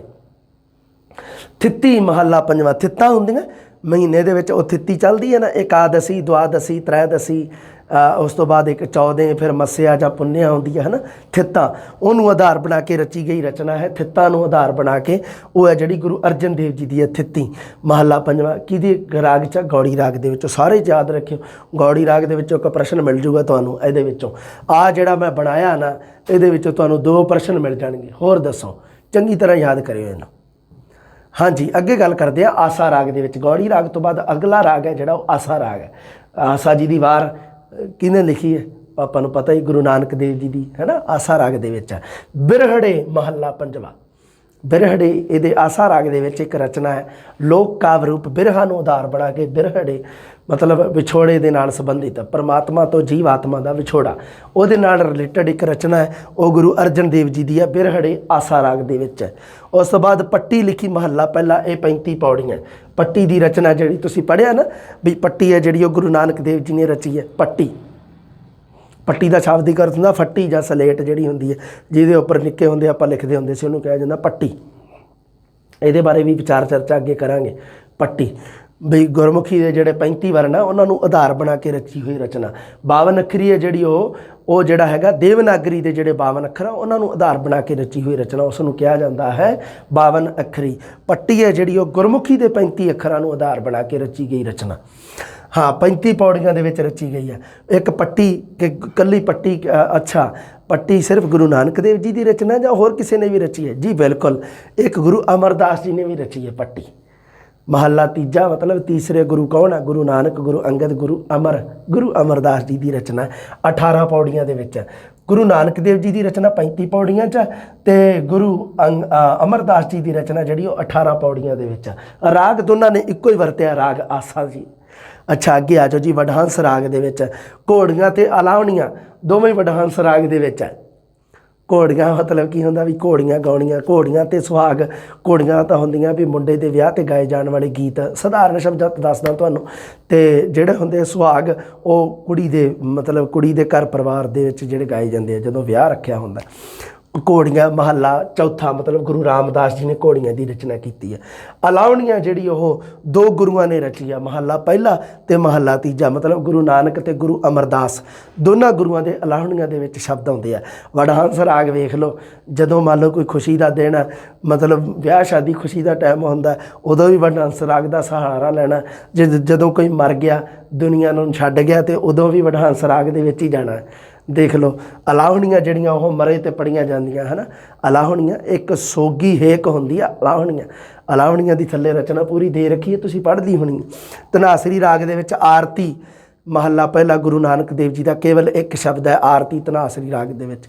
उस तो बाद जी सूही राग की गल करते हैं आपां। सूही राग दे विच आपां तीन चीज़ां पढ़ते हैं, एक कुचज्जी, एक सुचज्जी, एक गुणवंती। तीन मतलब एवं शब्द दे रखे आ, जिहदे विच सब तो पहला कुचज्जी। कुचज्जी मतलब जिन्हों चज नहीं, सुचज्जी मतलब जिन्हों सोहना ढंग चज हैगा। चज मतलब ढंग तरीका। कुचज्जी मतलब जिन्हों जीवन जीण दा ढंग नहीं, उसनूं क्या कुचज्जी। इस्त्री वास्ते कुचज्जी। अगर बंदे नूं संबोधन करना सी तो उदों कुचज्जा शब्द वरत्या जाना, क्योंकि इत्थे विच की है कि सारे आ जिहड़े ओह मतलब की है भी जिहड़े भी अध्यात्मिक गुरु होए आ, अध्यात्मिकता की जदों भी गल चली है तो उदों परमात्मा नूं पति मतलब की है भी एक मेल के रूप में दसिया जाता, तो अपने आप को जीव आत्मा पत्नी मतलब फीमेल के रूप में दसिया जाता। इस करके सारिया वास्ते कुचज्जी, ये कलियां औरतों वास्ते नहीं वरत्या कुचज्जी, सारिया वास्ते या हर एक जीव आत्मा जी वो वास्ते वरत्या गया।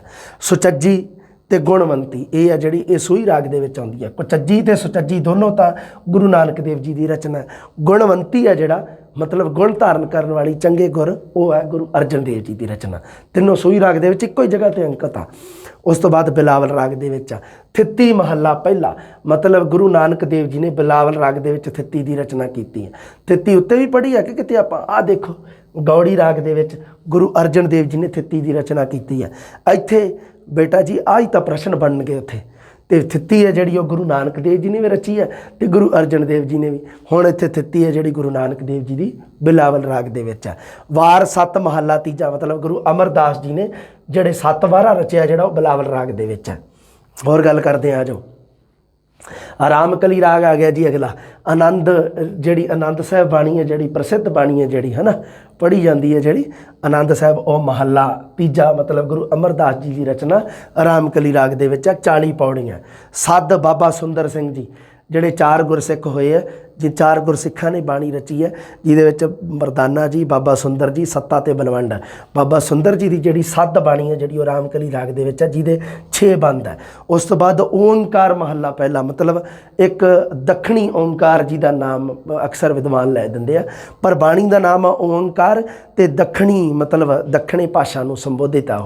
दखण जिन्हों आप कह दें दक्षिण, जिन्हों महला पहला गुरु नानक देव जी की रचना रामकली राग दे विच ओंकार रामकली दखणी राग दे विच है। रामकली का भी अगे एक पार्ट है राग का रामकली दखणी, जिहदा नाम लिखा होया दखणी ओंकार। कहने का मतलब है भी रामकली दखणी राग दे विच बाणी है।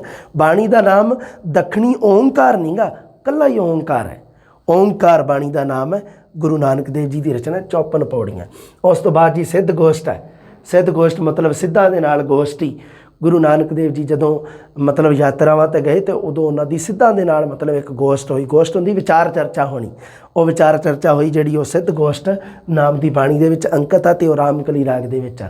जपजी साहिब दे विच भी थोड़ी बहुती गोष्ठां नाल रचना बारे आई। जिहड़ी सिद्धां दे नाल गोष्ठ होई है ना जिहड़ी, उहदे बारे उच भी हैगा। ये जी 73 पौड़ियां दे विच रची हुई है। ओंकार बाणी है जिहड़ी 54 पौड़ियां। सद लिखिया होया बाबा सुंदर सिंह जी का 6 बंदां दे विच है। हुण आ गया जी मारू राग। मारू राग दे विच अंजलिया महला 5वां लिखा होया। अंजलि का मतलब होंदा दोने हथ जोड़ने अपने, अंजलि उसनूं कहा जाता है। अंजलि महला 5वां मतलब गुरु अर्जन देव जी ने अंजलुआ सरलेख अधीन अंजलिया एक बाणी रची है मारू राग दे विच। उस तो बाद मारू सोले चल पे जी। मारू सोले, सोले का मतलब होंदा 16 पदियां की बाणी। सोलहे मतलब 16 पदे। सोले सोले महला पहला दे हैगे गुरु नानक देव जी के 22।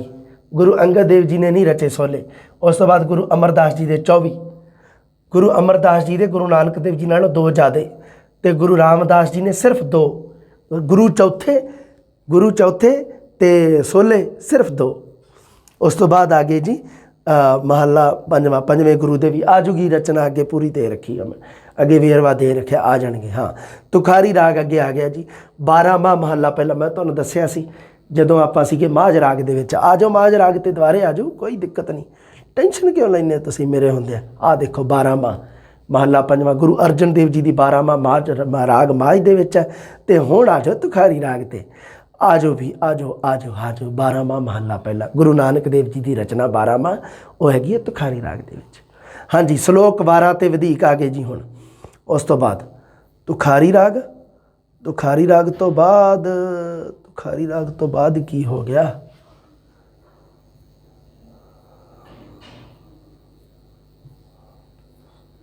ਅੱਛਾ, ਪੜਤਾਲ ਆ ਗਿਆ, ਪੱਟ ਬਾਣੀ।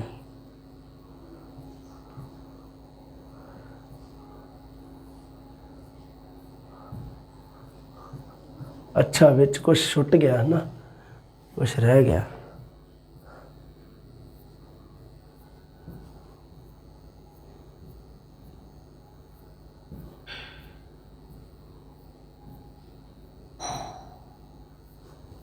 ਅੱਛਾ, ਮੈਂ ਦੇਖਦਾ, ਤੁਸੀਂ ਵੇਟ ਕਰੋ ਇੱਕ ਮਿੰਟ। ਤੁਖਾਰੀ ਰਾਗ ਤੋਂ ਅੱਗੇ ਵਾਰ ਰਾਗ ਤਾਂ ਪੂਰੇ 31। ਅੱਛਾ, ਤੁਖਾਰੀ ਰਾਗ ਦੇ ਵਿੱਚ ਇੱਕ ਗੱਲ ਹੋ ਗਈ। ਹੁਣ ਮੈਂ ਦੇਖਦਾ, ਚੈੱਕ ਕਰਦਾ ਇੱਕ ਮਿੰਟ। ਹਾਂ ਠੀਕ ਹੈ, ਸਮਝ ਗਿਆ ਮੈਂ ਗੱਲ। ਕਿਉਂਕਿ ਅੱਗੇ ਇਸ ਤੋਂ ਬਾਅਦ ਨਾ ਮਤਲਬ ਕੀ ਹੈ ਵੀ ਲੋਕ ਕਾਵਿ ਰੂਪੀ ਬਾਣੀ ਨਹੀਂ ਕੋਈ ਰਚੀ ਗਈ ਤੁਖਾਰੀ ਰਾਗ ਦੇ ਵਿੱਚ ਜਾਂ 12ਵਾਂ। ਉਸ ਤੋਂ ਬਾਅਦ ਤਾਂ ਨਹੀਂ ਦੇ ਰੱਖਿਆ। ਰਾਗਾਂ ਦਾ ਵੇਰਵਾ ਅੱਗੇ ਸਾਰਿਆਂ ਦਾ ਆ ਜਾਊਗਾ। ਆ ਦੇਖੋ ਮੈਂ ਦਿੱਤਾ ਅੱਗੇ, ਕ੍ਰੋਸ ਜੇ ਵੀ ਲਾ ਰੱਖੇ, ਤੁਸੀਂ ਦੇਖੇ ਹੋਣੇ ਆ ਹੈ ਨਾ।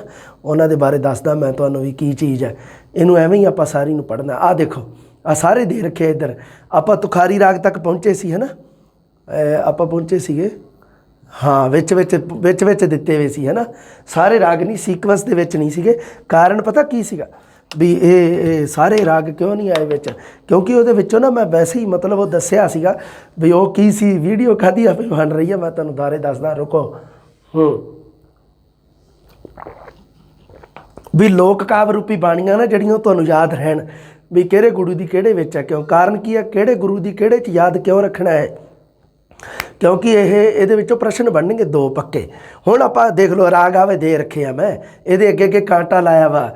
ਤੁਸੀਂ ਸਮਝ ਗਏ ਹੋਵੋਗੇ ਵੀ ਕਾਹ ਤੋਂ ਲਾਇਆ, ਕਿਉਂਕਿ ਇਹ ਮੈਂ ਵਾਰਾਂ ਦੀ ਗੱਲ ਕਰ ਰਿਹਾ ਇੱਥੇ। 31 ਦੇ 31 ਰਾਗ ਅਤੇ ਜਿਹੜੀਆਂ ਵਾਰਾਂ ਉਹ ਸਿਰਫ 22 ਹੈ ਨਾ। ਇਹਦਾ ਮਤਲਬ ਵੀ ਇਹ ਸਾਰੇ ਰਾਗਾਂ ਦੇ ਵਿੱਚ ਤਾਂ ਵਾਰਾਂ ਦੀ ਰਚਨਾ ਨਹੀਂ ਕੀਤੀ ਗਈ। ਵੀ ਟੋਟਲ ਰਾਗ ਸ਼੍ਰੀ ਗੁਰੂ ਗ੍ਰੰਥ ਸਾਹਿਬ ਜੀ ਦੇ ਵਿੱਚ 31 ਹੈ ਅਤੇ ਵਾਰਾਂ ਹੈਗੀਆਂ 22। ਤਾਂ ਉਹ ਮੈਂ ਅੱਗੇ ਅੱਗੇ ਕ੍ਰੋਸ ਲਾਏ ਆ ਵੀ ਕਿਹੜੇ ਰਾਗ ਦੇ ਵਿੱਚ ਵਾਰ ਨਹੀਂ ਹੈਗੀ। ਸ਼੍ਰੀ ਰਾਗ ਦੇ ਵਿੱਚ ਹੈ ਜਿਹੜੀ ਉਹ ਹੈਗੀ ਹੈ ਜੀ। ਪਹਿਲਾ ਰਾਗ ਸ਼੍ਰੀ ਰਾਗ ਹੈ। ਸਭ ਤੋਂ ਪਹਿਲਾਂ ਤਾਂ 31 ਰਾਗਾਂ ਦੇ ਨਾਮ ਸੁਣ ਲਓ। ਆ ਦੇਖ ਲਓ। ਹਾਲਾਂਕਿ ਐਵੇਂ ਦਾ ਕੋਈ ਪ੍ਰਸ਼ਨ ਨਹੀਂ ਬਣਦਾ ਵੀ ਸੀਕਵੈਂਸ ਦੇ ਵਿੱਚ ਨਾਮ ਦੱਸੋ। ਸਾਰੇ 31 ਦੇ 31 ਰਾਗ ਆਪਸ਼ਨ ਦੇ ਵਿੱਚ ਤਾਂ ਨਹੀਂ ਪਾਈ ਜਾਂਦੀ ਹੈ ਨਾ। ਵੀ ਐਡਾ ਤਾਂ ਕੋਈ ਐਗਜ਼ਾਮੀਨਰ ਵੀ ਬੇਵਕੂਫ ਨਹੀਂ ਵੀ ਇਹਨਾਂ ਦਾ ਸੀਕਵੈਂਸ ਬਣਾਓ। ਕੋਈ ਇਸ ਤਰ੍ਹਾਂ ਦਾ ਪ੍ਰਸ਼ਨ ਨਹੀਂ ਬਣਦਾ। ਬਸ ਜਿਹੜੇ ਸਭ ਤੋਂ ਪਹਿਲਾਂ ਧਿਆਨ ਰੱਖਣੇ ਵੀ 31 ਰਾਗ ਹੈ। ਸ਼੍ਰੀ ਰਾਗ ਮਾਝ, ਗੌੜੀ, ਆਸਾ, ਗੂਜਰੀ, ਦੇਵਗੰਧਾਰੀ, ਬਿਹਾਗੜਾ, ਵਡਹੰਸ, ਸੋਰਠ, ਧਨਾਸਰੀ, ਜੈਤਸਰੀ, ਟੋਡੀ, ਬੈਰਾੜੀ, ਤਲੰਗ, ਸੂਹੀ, ਬਲਾਵਲ, ਗੋਂਡ, ਰਾਮਕਲੀ, ਨਟ ਨਾਰਾਇਣ, ਮਾਲੀ ਗੌੜਾ, ਮਾਰੂ, ਤੁਖਾਰੀ, ਕਿਦਾਰਾ, ਭੈਰੋਂ, ਬਸੰਤ, ਸਾਰੰਗ, ਮਲਾਰ, ਕਾਨੜਾ, ਕਲਿਆਣ, ਪ੍ਰਭਾਤੀ ਅਤੇ ਜੈਜਾਵੰਤੀ। ਜੈਜਾਵੰਤੀ ਆਖਰੀ ਰਾਗ ਹੈ। ਲਓ ਜੀ, ਹੁਣ ਆਪਾਂ ਦੇਖਦੇ ਹਾਂ ਵੀ ਵਾਰਾਂ 22 ਵਾਰਾਂ ਦੀ ਗੱਲ ਕਰ ਰਿਹਾ ਮੈਂ ਵੀ ਕਿਹੜੇ ਕਿਹੜੇ ਰਾਗ ਦੇ ਵਿੱਚ ਰਚੀਆਂ ਅਤੇ ਕਿਹੜੇ ਰਾਗ ਦੇ ਵਿੱਚ ਨਹੀਂ। ਕਿਉਂਕਿ ਰਾਗ ਹੈਗੇ 31 ਅਤੇ ਵਾਰਾਂ ਹੈਗੀਆਂ 22। ਇਹ ਪਰ ਕਈ ਰਾਗ ਇਸ ਤਰ੍ਹਾਂ ਦੇ ਜਿਨ੍ਹਾਂ ਦੇ ਵਿੱਚ 2-2 ਵਾਰਾਂ ਵੀ ਰਚੀਆਂ ਗਈਆਂ। ਉਹ ਖਾਸ ਧਿਆਨ ਰੱਖਣੇ ਆ ਤੁਸੀਂ। ਸ਼੍ਰੀ ਰਾਗ ਪਹਿਲਾ ਰਾਗ ਹੈ, ਪਰ ਉਹਦੇ ਵਿੱਚ ਵਾਰ ਹੈਗੀ ਹੈ ਚੌਥੇ ਗੁਰੂ ਦੀ। ਰਾਗ ਪਹਿਲਾ ਸ਼੍ਰੀ ਗੁਰੂ ਗ੍ਰੰਥ ਸਾਹਿਬ ਜੀ ਦੇ ਵਿੱਚ ਨੰਬਰ ਵਾਈਜ਼ ਕ੍ਰਮਾਂ ਅਨੁਸਾਰ ਪਹਿਲਾ ਰਾਗ ਕਿਹੜਾ ਹੁੰਦਾ? ਉਹ ਹੈਗਾ ਸ਼੍ਰੀ ਰਾਗ। ਸ਼੍ਰੀ ਰਾਗ ਹੈਗਾ, ਪਰ ਪਹਿਲੇ ਗੁਰੂ ਦੀ ਵਾਰ ਨਹੀਂ ਗੀ ਉਹਦੇ ਵਿੱਚ। ਧਿਆਨ ਰੱਖਿਓ, ਉਹਦੇ ਵਿੱਚ ਗੁਰੂ ਰਾਮਦਾਸ ਮਤਲਬ ਚੌਥੇ ਗੁਰੂ ਦੀ ਹੈ। ਗੁਰੂ ਰਾਮਦਾਸ ਜੀ ਦੀ ਵਾਰ ਹੈ ਇਹਦੇ ਵਿੱਚ, ਪਹਿਲੇ ਰਾਗ ਦੇ ਵਿੱਚ। ਉਸ ਤੋਂ ਬਾਅਦ ਰਾਗ ਮਾਝ। ਮਾਝ ਦੇ ਵਿੱਚ ਤੁਹਾਨੂੰ ਪਤਾ ਹੀ ਹੈ ਗੁਰੂ ਨਾਨਕ ਦੇਵ ਜੀ ਦੀ ਹੈ। ਇੱਕ ਵਾਰ ਆ, ਇੱਕ ਜਿੱਥੇ ਲਿਖਿਆ ਨਾ ਉੱਥੇ ਮਤਲਬ ਉਸ ਰਾਗ ਦੇ ਵਿੱਚ ਇੱਕ ਹੀ ਰਾਗ, ਇੱਕ ਵਾਰ ਦੀ ਰਚਨਾ ਹੋਈ ਹੈ। ਜਿਹਦੇ ਤੇ ਮੈਂ ਕ੍ਰੋਸ ਲਾਇਆ ਮਤਲਬ ਉਸ ਰਾਗ ਦੇ ਵਿੱਚ ਕੋਈ ਵਾਰ ਨਹੀਂ ਰਚੀ ਗਈ। ਅਤੇ ਉਸ ਤੋਂ ਬਾਅਦ ਜਿਹਦੇ ਮਤਲਬ ਅੱਗੇ 2 ਵੀ ਲਿਖਿਆ, ਕਿਸੇ ਦੇ 3 ਲਿਖਿਆ, ਕਿਸੇ ਦੇ 3 ਵਾਰਾਂ ਦੀ ਰਚਨਾ। ਆਹ ਦੇਖ ਲਓ, ਰਾਮਕਲੀ ਰਾਗ ਦੇ ਵਿੱਚ 3 ਵਾਰਾਂ ਦੀ ਰਚਨਾ ਹੈ। 3 ਵਾਰਾਂ ਰਚੀਆਂ ਹੋਈਆਂ ਵੀ। ਕਿਸੇ ਦੇ ਵਿੱਚ ਤਾਂ 1 ਵੀ ਨਹੀਂ ਗੀ, ਕਿਸੇ 'ਚ 1 ਹੈ, ਕਿਸੇ 'ਚ 2 ਹੈ, ਕਿਸੇ 'ਚ 3 ਵੀ ਹੈ। ਇਹ ਥੋੜ੍ਹਾ ਜਿਹਾ ਧਿਆਨ ਰੱਖਣਾ, ਇਹ ਚੀਜ਼ਾਂ ਯਾਦ ਰੱਖਣੀਆਂ ਤੁਸੀਂ। ਪ੍ਰਸ਼ਨ ਬਣੂਗਾ, ਪੱਕਾ ਬਣੂਗਾ। ਗੌੜੀ ਰਾਗ ਦੇ ਵਿੱਚ ਗੁਰੂ ਰਾਮਦਾਸ ਜੀ ਤੇ ਗੁਰੂ ਅਰਜਨ ਦੇਵ ਜੀ ਚੌਥੇ ਤੇ ਪੰਜਵੇਂ ਗੁਰੂ ਦੀਆਂ 2 ਵਾਰਾਂ ਗੌੜੀ ਰਾਗ ਦੇ ਵਿੱਚ ਪੜ੍ਹਦੇ ਹਾਂ ਆਪਾਂ। ਉਸ ਤੋਂ ਬਾਅਦ ਆ ਗੌੜੀ ਰਾਗ ਨੂੰ ਖਾਸ ਧਿਆਨ ਰੱਖਿਓ। ਗੌੜੀ ਰਾਗ ਦੇ ਵਿੱਚ ਕਿੰਨੀਆਂ ਵਾਰਾਂ ਜੀ? 2। ਕਿਹਦੀਆਂ? ਇੱਕ ਚੌਥੇ ਗੁਰੂ ਦੀ, ਇੱਕ ਪੰਜਵੇਂ ਦੀ। ਆਸਾ ਰਾਗ ਦੇ ਇਸ ਦੇ ਵਿੱਚ ਤੁਹਾਨੂੰ ਪਤਾ 1 ਹੀ ਵਾਰ ਆ, ਟੁੰਡੇ ਅਸਰਾਜੇ ਕੀ ਧੁਨੀ ਵਾਲੀ, ਗੁਰੂ ਨਾਨਕ ਦੇਵ ਜੀ ਦੀ। ਗੂਜਰੀ ਦੇ ਵਿੱਚ 2 ਆ ਜੀ। ਗੌੜੀ ਤੇ ਗੂਜਰੀ 2 ਰਾਗ ਹੋ ਗਏ ਜਿਨ੍ਹਾਂ ਦੇ ਵਿੱਚ 2-2 ਵਾਰਾਂ। ਇਹਦੇ ਵਿੱਚ ਤੀਜੇ ਤੇ ਪੰਜਵੇਂ ਗੁਰੂ ਦੀ ਆ ਗੂਜਰੀ ਵਿੱਚ। ਗੌੜੀ ਦੇ ਵਿੱਚ 4-5 ਹੈ ਤੇ ਗੂਜਰੀ ਦੇ ਵਿੱਚ ਹੈਗਾ 3-5 ਹੈ। ਗੂਜਰੀ ਦੇ ਵਿੱਚ 2 ਵਾਰਾਂ। ਦੇਵ ਗੰਧਾਰੀ ਆ ਉਸ ਤੋਂ ਬਾਅਦ ਅਗਲਾ ਰਾਗ, ਉਹਦੇ ਵਿੱਚ ਕੋਈ ਵਾਰ ਨਹੀਂ ਰਚੀ ਗਈ। ਬਿਹਾਗੜੇ ਦੇ ਵਿੱਚ 1 ਵਾਰ ਹੈ ਚੌਥੇ ਗੁਰੂ ਦੀ। ਵਡਹੰਸ ਰਾਗ ਦੇ ਵਿੱਚ ਵੀ ਚੌਥੇ ਗੁਰੂ ਦੀ ਹੈ। ਸੋਰਠ ਰਾਗ ਦੇ ਵਿੱਚ ਵੀ ਚੌਥੇ ਗੁਰੂ ਦੀ ਹੈ। ਬਿਹਾਗੜਾ, ਵਡਹੰਸ, ਸੋਰਠ ਤਿੰਨੋਂ ਸੀਕਵੈਂਸ ਦੇ ਵਿੱਚ, ਕ੍ਰਮ ਦੇ ਵਿੱਚ ਹੈ ਤੇ ਤਿੰਨਾਂ ਦੇ ਵਿੱਚ ਵਾਰ ਵੀ ਚੌਥੇ ਗੁਰੂ ਦੀ ਹੈ। ਧਨਾਸਰੀ ਰਾਗ ਦੇ ਵਿੱਚ ਕੋਈ ਵਾਰ ਨਹੀਂ ਗੀ। ਜੈਤਸਰੀ ਰਾਗ ਦੇ ਵਿੱਚ ਹੈ ਗੁਰੂ ਅਰਜਨ ਦੇਵ ਜੀ ਦੀ ਇੱਕੋ ਹੀ ਵਾਰ ਦੀ ਰਚਨਾ। ਟੋਡੀ, ਬੈਰਾੜੀ ਤੇ ਤਲੰਗ ਤਿੰਨਾਂ ਦੇ ਵਿੱਚ ਕੋਈ ਵਾਰ ਦੀ ਰਚਨਾ ਨਹੀਂ ਹੋਈ। ਸੂਹੀ ਦੇ ਵਿੱਚ 1 ਵਾਰ ਹੈ ਗੁਰੂ ਅਮਰਦਾਸ ਜੀ ਦੀ। ਉਸ ਤੋਂ ਬਾਅਦ ਬਿਲਾਵਲ ਰਾਗ ਦੇ ਵਿੱਚ ਵਾਰ ਹੈ ਗੁਰੂ ਰਾਮਦਾਸ ਜੀ। ਗੁਰੂ ਰਾਮਦਾਸ ਜੀ ਦਾ ਨਾਮ ਜ਼ਿਆਦਾ ਆਈ ਜਾਂਦਾ ਕਿਉਂਕਿ ਸਭ ਤੋਂ ਵੱਡੇ ਵਾਰਕਾਰ ਗੁਰੂ ਰਾਮਦਾਸ ਜੀ ਹੈ। ਸਭ ਤੋਂ ਜ਼ਿਆਦੀਆਂ ਵਾਰਾਂ 8 ਵਾਰਾਂ ਦੀ ਰਚਨਾ ਕੀਤੀ। ਗੋਂਡ ਰਾਗ ਦੇ ਵਿੱਚ ਕੋਈ ਵਾਰ ਨਹੀਂ ਗੀ। ਰਾਮਕਲੀ ਦੇ ਵਿੱਚ ਕਿੰਨੀਆਂ? 3। ਜਿਹਦੇ ਵਿੱਚ ਗੁਰੂਆਂ ਦੀਆਂ ਕਿੰਨੀਆਂ? ਅਗਰ ਪ੍ਰਸ਼ਨ ਆ ਜਾਏ ਰਾਮਕਲੀ ਰਾਗ ਦੇ ਵਿੱਚ ਕੁੱਲ ਕਿੰਨੀਆਂ ਵਾਰਾਂ ਜੀ? 3। ਰਾਮਕਲੀ ਰਾਗ ਦੇ ਵਿੱਚ ਗੁਰੂਆਂ ਦੀਆਂ ਕਿੰਨੀਆਂ ਵਾਰਾਂ ਜੀ? 2। ਕਾਰਨ ਕੀ? ਕਿਉਂਕਿ ਆ ਗੁਰੂ ਨਹੀਂ ਗੇ, ਸੱਤਾ ਬਲਵੰਡ ਜਿਹੜੇ ਇਹ ਗੁਰਸਿੱਖ ਹੈ। ਹਾਂ, 1 ਗੁਰੂ ਅਮਰਦਾਸ ਜੀ ਦੀ ਹੈ ਵਾਰ, 1 ਗੁਰੂ ਅਰਜਨ ਦੇਵ ਜੀ ਦੀ ਹੈ ਤੇ 1 ਸੱਤਾ ਬਲਵੰਡ ਦੀ ਹੈ। ਕੁੱਲ 3 ਹੈ ਜਿਹਦੇ ਵਿੱਚ ਗੁਰੂਆਂ ਦੀਆਂ 2। ਪ੍ਰਸ਼ਨ ਬਹੁਤ ਖਤਰਨਾਕ ਬਣਦਾ। ਅਗਰ ਮੈਂ ਹੁੰਦਾ ਤਾਂ ਆਹ ਪ੍ਰਸ਼ਨ ਜ਼ਰੂਰ ਪਾਉਂਦਾ। ਨਟ ਨਾਰਾਇਣ ਤੇ ਮਾਲੀ ਗੌੜਾ ਦੋਨਾਂ ਰਾਗਾਂ ਦੇ ਵਿੱਚ ਕੋਈ ਵਾਰ ਨਹੀਂ ਲਿਖੀ ਹੋਈ। ਮਾਰੂ ਰਾਗ ਦੇ ਵਿੱਚ 2 ਵਾਰਾਂ, ਗੁਰੂ ਅਮਰਦਾਸ ਜੀ ਤੇ ਗੁਰੂ ਅਰਜਨ ਦੇਵ ਜੀ ਦੀਆਂ 2, ਮਤਲਬ ਤੀਜੇ ਤੇ ਪੰਜਵੇਂ ਮਾਰੂ। ਉਸ ਤੋਂ ਬਾਅਦ 3-5 ਵਾਲਾ ਹੋਰ ਗੁਰੂ ਕਿਹੜੇ ਸੀਗੇ? ਆਪਣੇ ਗੂਜਰੀ ਅਮਰਦਾਸ ਤੇ ਗੁਰੂ ਅਰਜਨ ਦੇਵ ਜੀ। ਹਾਂ, ਮਾਰੂ ਰਾਗ। ਤੁਖਾਰੀ, ਕਦਾਰਾ ਤੇ ਭੈਰੋ ਇਹਨਾਂ 'ਚ ਕੋਈ ਵਾਰ ਨਹੀਂ ਰਚੀ ਹੋਈ। ਬਸੰਤ ਰਾਗ ਦੇ ਵਿੱਚ ਸਭ ਤੋਂ ਛੋਟੀ ਵਾਰ ਹੈ ਜਿਹੜੀ ਬਸੰਤ ਕੀ ਵਾਰ ਹੈ ਗੁਰੂ ਅਰਜਨ ਦੇਵ ਜੀ ਦੀ ਰਚੀ ਹੋਈ ਹੈ। ਸਾਰੰਗ ਦੀ ਵਾਰ ਹੈ ਜਿਹੜੀ ਗੁਰੂ ਰਾਮਦਾਸ ਜੀ ਦੀ ਹੈ। ਮਲਾਰ ਦੀ ਵਾਰ ਗੁਰੂ ਨਾਨਕ ਦੇਵ ਜੀ ਦੀ ਹੈ।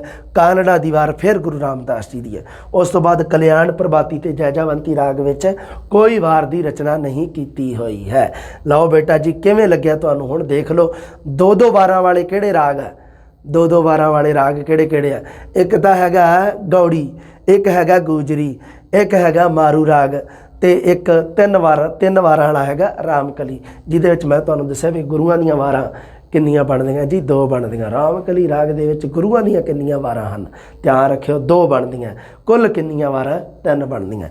ਲਓ ਜੀ, ਸਮਝ ਲੱਗਦੀ ਹੈ ਨਾ ਤੁਹਾਨੂੰ ਗੱਲ ਦੀ ਮੈਂ ਕੀ ਕਹਿਣਾ ਚਾਹ ਰਿਹਾ? ਹਾਂ, ਲਓ ਜੀ, ਹੁਣ ਆਪਾਂ ਇਸੇ ਵੀਡੀਓ ਨੂੰ ਨਾ ਹੋਰ ਅੱਗੇ ਵਧਾਉਂਦੇ ਹਾਂ।